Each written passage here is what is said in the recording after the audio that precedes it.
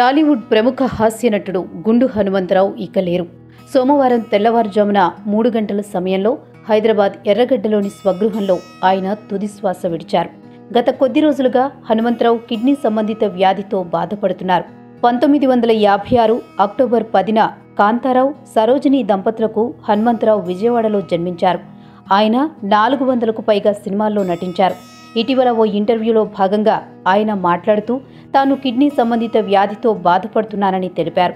ఆర్థికంగా ఇబ్బంది పడుతున్నప్పటికీ తన ఆరోగ్య విషయాన్ని ఎవరికీ తెలియజేయలేదన్నారు. ఈ విషయం తెలుసుకున్న చిరంజీవి ఈ మధ్యే ఆయనకు 2 లక్షల ఆర్థిక సాయం అందించారు. తెలంగాణ ప్రభుత్వం కూడా సీఎం సహాయ నిధి నుంచి 5 లక్షలు మంజూరు చేసింది. 18 ఏళ్ల వయసులో గుండు హనుమంతరావు నాటకరంగ ప్రవేశం చేశారు. నాటకాల్లో ఆయన వేసిన మొదటి వేషం రావణ బ్రహ్మ. స్టేజీ షోలతో ఆయన చాలా పాపులర్ అయ్యారు. గుండు హనుమంతరావు తొలి చిత్రం అహనా పెళ్లంట.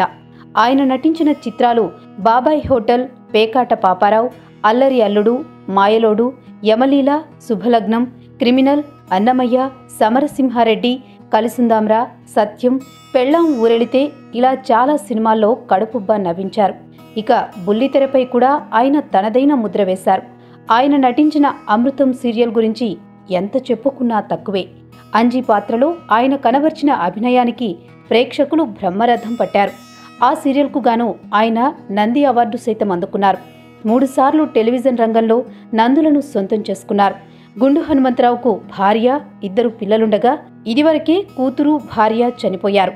అనారోగ్యం కారణంగానే కొద్ది రోజులుగా సినిమాలకు దూరంగా ఉన్నారు. హనుమంతరావు మృతి పట్ల పలువురు సినీ ప్రముఖులు సంతాపం వ్యక్తం చేశారు. ఈ వీడియో మీకు నచ్చినట్టయితే లైక్ చేయండి, షేర్ చేయండి. మరిన్ని ఇంట్రెస్టింగ్ వీడియోస్ చూడడానికి మా ఛానల్ కు తప్పక సబ్స్క్రైబ్ అవ్వండి.